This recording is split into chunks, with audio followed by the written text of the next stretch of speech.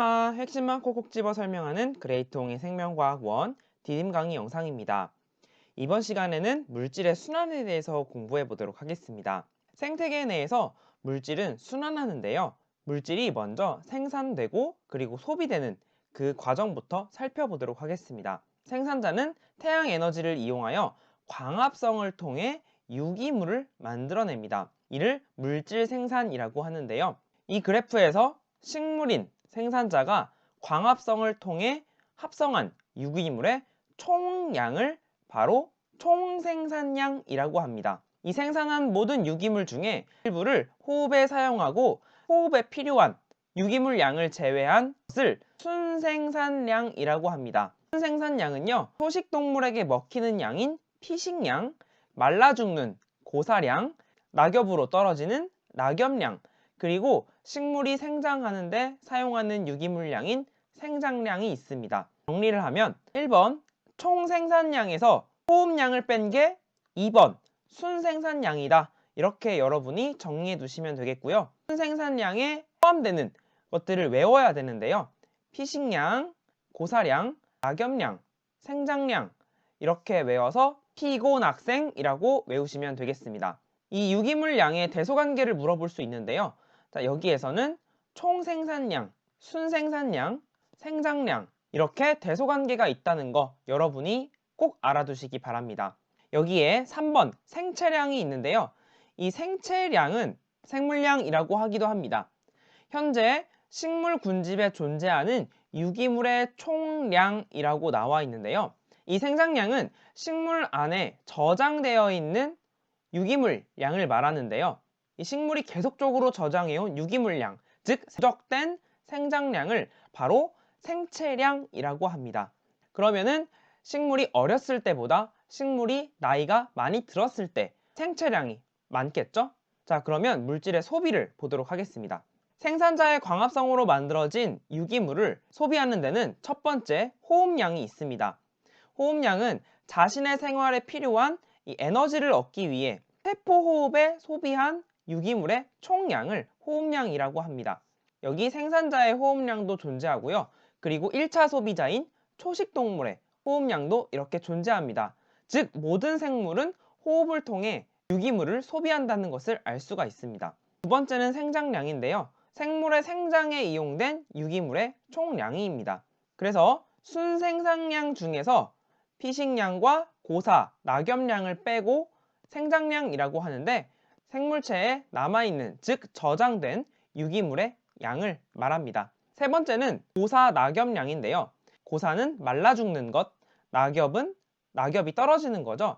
즉 잎이나 줄기가 식물체에서 떨어져 나가 식물이 잃어버리는 유기물의 총량입니다. 마지막으로 피식량은 식물이 초식동물에게 먹히는 유기물의 총량인데요.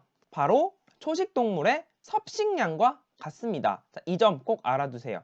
그래서 초식동물을 다른 말로 하면 1차 소비자라고 할 수 있는데 1차 소비자의 섭식량과 이 피식량은 같다. 여러분이 알아두시면 되겠습니다. 1차 소비자인 초식동물을 좀 더 살펴보면요. 소화와 흡수되지 않고 몸 밖으로 빠져나가는 배출량이 이렇게 있고요.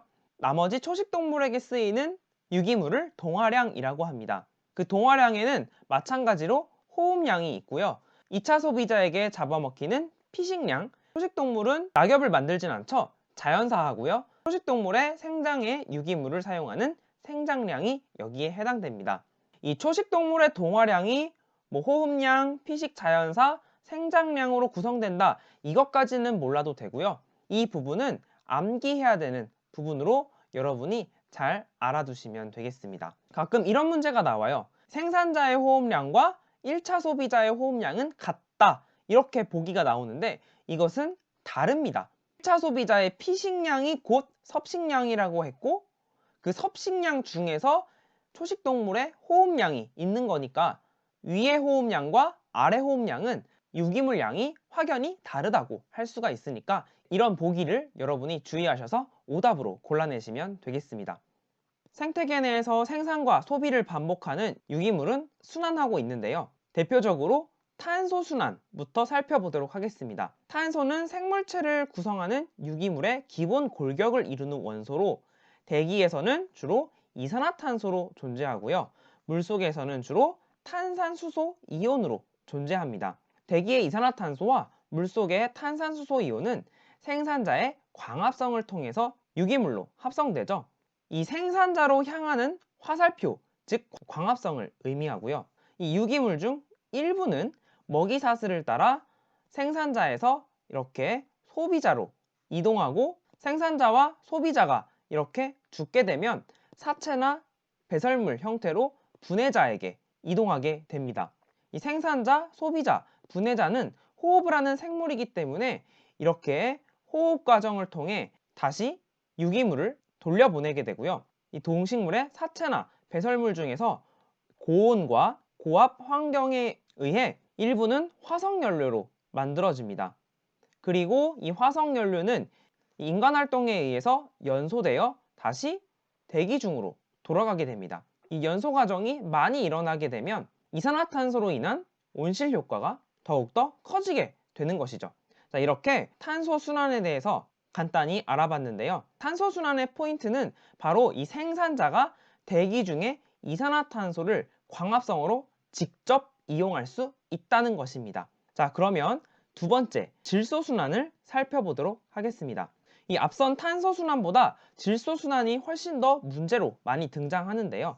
질소는 핵산과 단백질을 구성하는 원소입니다. 이 생물 안에 있는 핵산과 단백질을 합쳐서 질소 화합물이라고 부릅니다. 이런 질소 화합물을 만들기 위해서 약 78%가 있는 대기 중의 질소 기체를 이용하면 참 좋을 것 같죠? 하지만 이는 생물이 직접 이용하기 어렵습니다. 그렇기 때문에 이 질소를 생산자가 바로 이용할 수 없다는 것, 이 점이 탄소 순환과 가장 큰 차이점입니다. 이 점을 꼭 알아두시고요. 자, 그렇기 때문에 첫 번째, 질소 고정 과정이 필요합니다. 이 질소 기체는 질소 고정 세균, 대표적으로 콩과식물과 상리공생하는 뿌리옥 박테리아 또는 아조토박터 등에 의해서 암모늄 이온으로 만들어지게 됩니다. 그 과정이 바로 이 과정인데요. 질소 고정 세균에 의해서 토양에 암모늄 이온이 만들어지게 됩니다.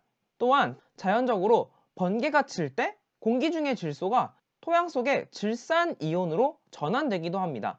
그것을 조금 어려운 말로 공중방전이라고 하는데요. 이 공중방전에 의해서도 질소 기체의 일부가 질산 이온으로 고정됩니다. 어쨌든 이 암모늄 이온과 이 질산 이온이 바로 생산자가 사용할 수 있는 형태입니다. 그리고 토양 속에서는 질산화 작용도 일어나는데요. 토양 속에 있는 질산화 세균이 이 암모늄 이온을 질산 이온으로 전환하는 과정도 일어납니다. 이것을 바로 질산화 작용이라고 합니다. 이 생산자인 식물이 토양 속에 암모늄 이온과 질산 이온을 가지고 이 질소 동화 작용을 하는데요. 설명해 보면 암모늄 이온이나 질산 이온은 생산자에 의해 흡수되어 체내에서 질소 화합물로 합성된다. 이것을 바로 질소 동화 작용이라고 합니다. 그러니까 질소 동화 작용은 세균이 하는 것이 아니라 생산자가 하는 것이다 라는 점 여러분이 꼭 알아두시고요. 피식을 통해 생산자를 먹음으로써 소비자에게 또 질소 화합물이 전달되고요. 소비자가 죽거나 이 배설물을 통해서, 또한 생산자가 죽음을 통해서 이렇게 분해자에게 질소 화합물이 이동하게 되는데요. 생산자와 소비자의 화살표를 따라가면 분해자가 있다는 것 여러분이 알아두시고, 이 분해자는 사체나 배설물을 암모늄 이온으로 다시 전환합니다. 그래서 이 암모늄 이온은 토양으로 돌아가게 되는 것이죠. 마지막으로 토양 속의 질산 이온을 다시 공기 중에 질소 기체로 이렇게 돌려보내는 세균이 있는데요. 바로 탈질산화 세균입니다. 탈질산화 세균이 질산 이온을 질소 기체로 돌려보내는 그런 작용을 탈질산화 작용이라고 합니다. 자, 이것까지 질소 순환에 대해서 알아봤는데요.